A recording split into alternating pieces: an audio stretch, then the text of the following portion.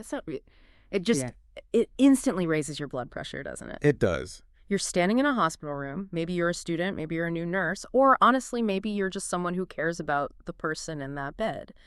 You look up at the monitor and you see those jagged, squiggly lines racing across the screen. And for a lot of people, I mean, even people with years of medical training, looking at those lines can feel like trying to read a novel in a language you just don't speak. Yeah. It's saying something important, maybe something life or death, but you just can't quite translate it. It's monitor anxiety. Exactly, the universal anxiety of the EKG. But here's the good news. Those squiggly lines, they follow rules, strict rules. And if you know the system, you can decode the message. Welcome back to the deep dive. Today, we are on a bit of a mission. We are. We're going to take the terrifyingly complex world of EKG interpretation and break it down so simply that, as our notes say, a third grader could understand it. That is a bold goal, but I think we can get there. We've got a really interesting stack of sources today. We're pulling from a crash scenario guide for Code Blues, a massive clinical review from the UNC School of Medicine, including some great notes from Dr. Prof. Patrick, Right. and a really fascinating study from the Medical Journal of Australia that dives into the psychology of why we misread these things so often.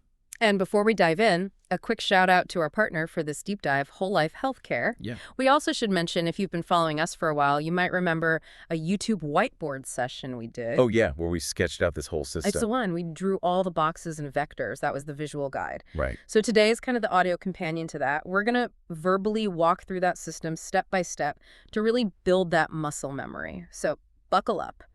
But first, I have to ask, why do we even need a system? Why can't a doctor just look at the paper and say, yep, that looks bad? This is where it gets so fascinating and a little bit scary, honestly. Yeah. We need a system because our own brains are actively trying to trick us. Okay, unpack that for me. So that study from the Medical Journal of Australia I mentioned, they did this incredible experiment. They took a bunch of doctors, juniors, and seniors and gave them EKGs to read, but they added a twist. The twist. Yeah. Sometimes they gave them, positive clinical history, a story that matched the EKG, sometimes no history at all, and sometimes they gave them negatively biased history, a misleading story. Like telling them the patient just has a stomach ache from a spicy burrito when they're actually having a heart attack? That is the perfect example, and the results were staggering. When senior doctors, the experts, were given a misleading story, their accuracy in reading the EKG dropped by 34%. Wait, 34%? 34% compared to when they had no story at all. That's massive. You're saying a third of the experts got it wrong just because someone planted a bad idea in their head? It is. It just proves that even experts see what they expect to see. The study also showed that, junior doctors scored lower overall, about 42% accuracy versus 65% for seniors, which makes sense. Right, experience matters. But everyone was susceptible to the bias. So the squiggly line doesn't lie, but the story we tell ourselves in our heads, that does. Precisely. And this connects directly to a review from the NIH on decision-making in high-risk events. They talk about two types of thinking. There's recognition-primed decision-making, which is your gut instinct, pattern recognition, and then there's analytical decision-making, which is slow, systematic, step-by-step. And in a Code Blue, when alarms are blaring, you want to rely on your gut, right? You have to move fast. You do rely on your gut. That's just human nature. But that Australian study shows that your gut can be manipulated. That's why you need a rigid, boring, step-by-step system. You have to force your brain into that analytical mode to double-check what your recognition mode is screaming at you. It's a checklist, so you don't miss the heart attack because the patient mentioned a spicy burrito. All right, I'm sold. We need a system to bypass the burrito bias. So let's build it. According to the UNC School of Medicine notes, we've got a 7-step system. Step 1 seems pretty basic. Rate. How fast is the heart going? Right. And there are two ways to do this. I like to call them the medical student way and the third grader way. Okay, give me the medical student way first. This is the one with the grid paper, That's right? the one, the box method. You look at the graph paper, you find a spike in R wave that lands right on a thick line. Then you count the big boxes to the next spike. And you have to memorize a little countdown. Great. It goes 300, 150, 175, 60, 50. So let me see if I got this. If there's only one big box between spikes, the rate is 300, which is incredibly fast. Blazing fast. If there are 2 boxes, it's 150. 3 boxes, 100. 4, 75. It's precise, but it requires math and, memorization under pressure. And when I'm panicking, math is the first thing to go out the window. So give me that third grader shortcut. The strip method. This is perfect if the rhythm is all messy and irregular, or if you just hate division. I'm listening. You look at the standard rhythm strip at the bottom of the page. That strip almost always represents 10 seconds of time. You just count the number of spikes, the R waves in that entire strip, and you multiply by 6. Oh, that I can do. 10 spikes times 6 is a heart rate of 60. 20 spikes times 6 is 120. Simple, easy math. Done. Okay, step 2, rhythm. This is about who's in charge of the heartbeat, is that right? Correct. We're looking for the boss. And in a healthy heart, the boss is the sinus node. It sends out a little electrical signal called a P wave right before the main beat. So the rule is there a single regular P wave before every big spike, before every QRS complex? Yes. If you see that little bump, the P, followed immediately by the big spike, the QRS, and it happens over and over, you have sinus rhythm, the boss is in charge. It's all good. But what if the boss goes on vacation? What if there are no P waves? Then you look at the baseline, the line between the spikes. Is it flat? Or is it wiggly? The UNC notes call this an undulating baseline, or, my favorite, jiggly bits. Jiggly bits. That's a very clinical term. I'm guessing that's not good. Not usually. If you see those jiggly bits, no clear P waves, and the spikes are happening at totally random intervals, that's atrial fibrillation, AFib. It's just chaos in the top chambers of the heart. So they're just quivering instead of pumping. Like a bag of worms. Exactly. And what if it looks like a saw blade? I've heard that one. That's atrial flutter. It looks like a shark tooth pattern. Distinct, rapid, regular waves. It's different from the chaos of AFib because there's a pattern to it, but it's still not the boss running the show properly. Okay, rate and rhythm. The basics. Now we're getting into geometry. Step 3, axis. This one always confused me. Which way is the electricity flowing? It confuses everyone, I think, until you learn the thumb trick. You only need to look at 2 specific leads on the EKG, lead I and lead AVF. Okay, so everyone listening, visualize this with me. Lead I and AVF. Think of lead I as your left hand and AVF as your right hand. You're going to give thumbs up.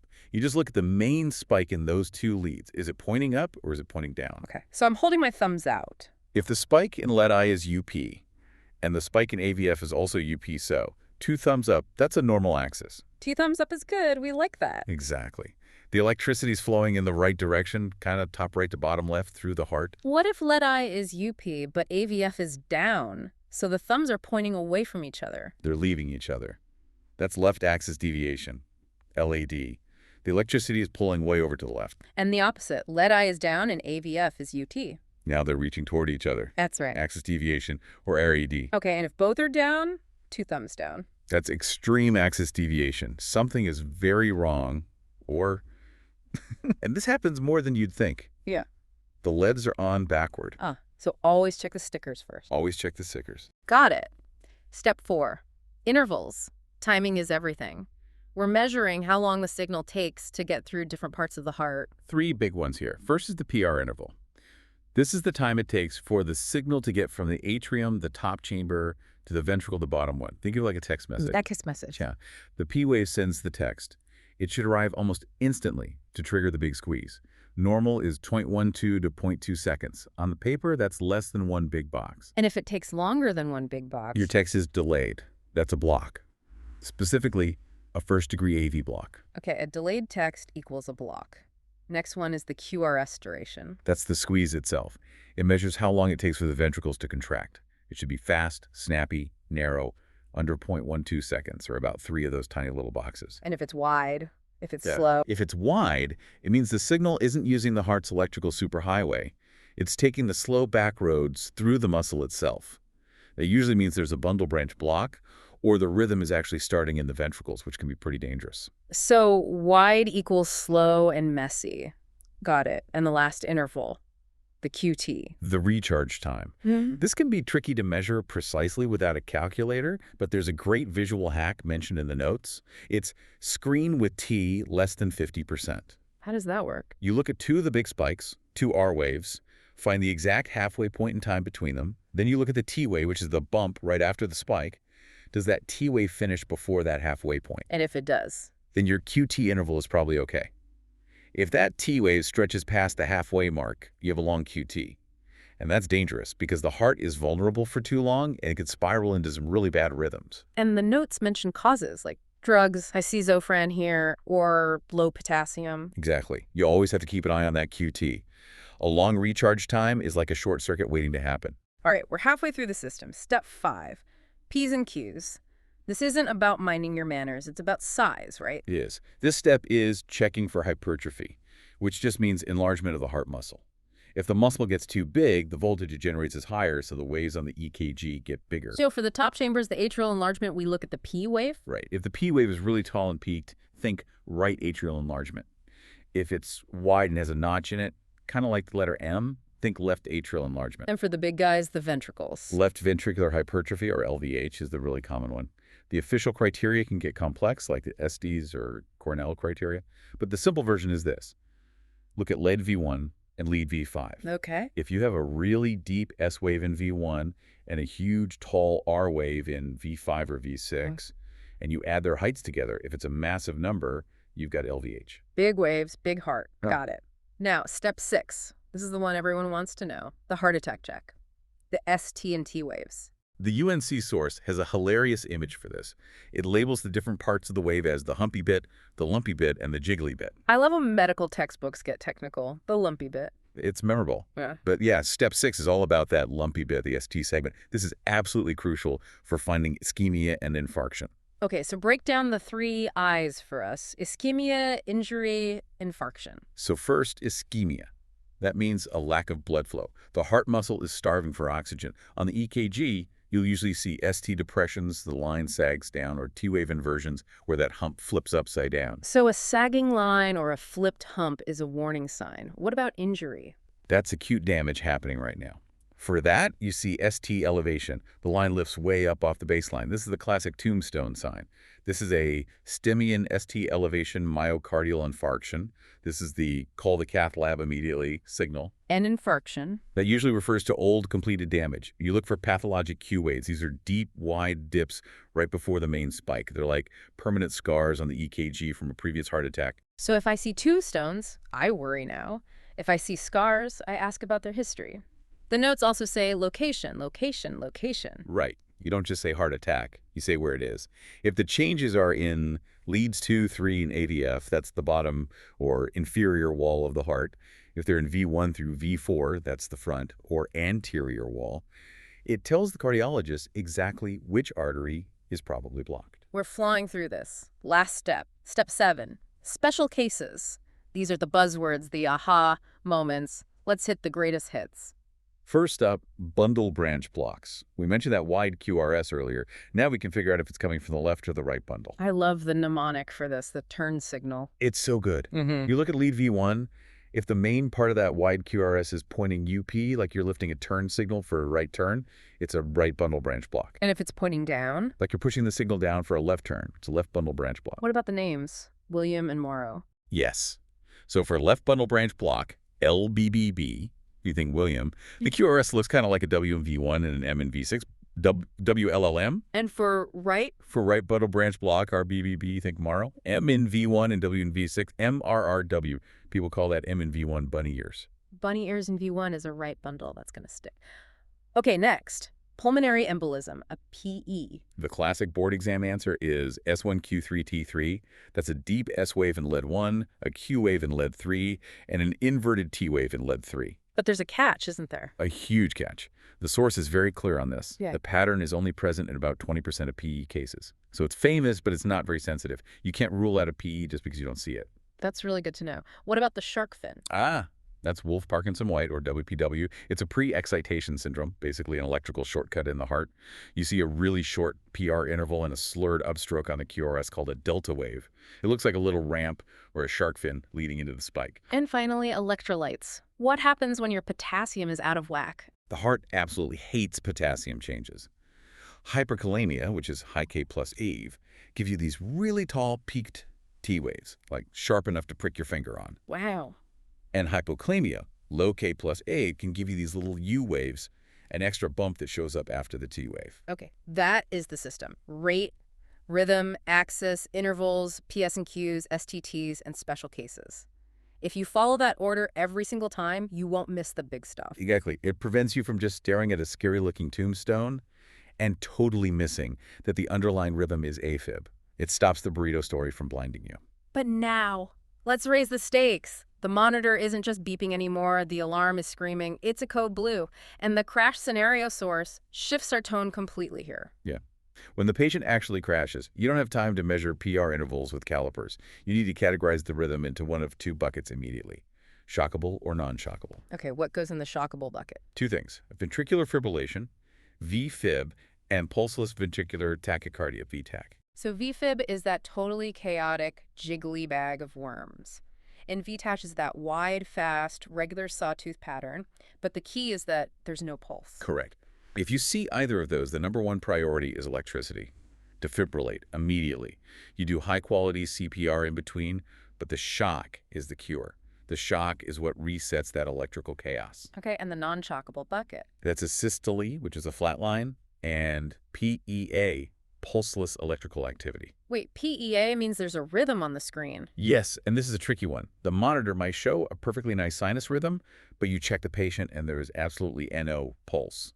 The electricity is working, but the pump itself is broken. And you do not shock these, because in the movies, they're always shocking the flat line. Movies get it so wrong. You cannot shock a flat line. Electricity is for resetting a chaotic rhythm. It can't start a heart that is completely stopped. So never ever shock asystole or PEA. So what do you do? The priority is CPR and epinephrine. You have to be the pump until you can figure out and fix the underlying cause. The source has a specific NCLEX tip for nurses here about that moment. It does. It says, start CPR immediately, don't wait for the crash cart, and, just as importantly, call out your findings. If you see VFib, you have to yell VFib, so the team knows to charge the defibrillator. Communication is key. Absolutely critical. The nurse's role is to be the eyes on that monitor while the whole team is working on the patient. This has been, wow, incredibly clarifying. We've gone from the anxiety of a single beep to a full 7-step system and all the way to running a code blue. It really does take the mystery out of it, doesn't it? It just turns that scary squiggly line into a simple checklist. So let's recap it one more time. Rate, which is the speed.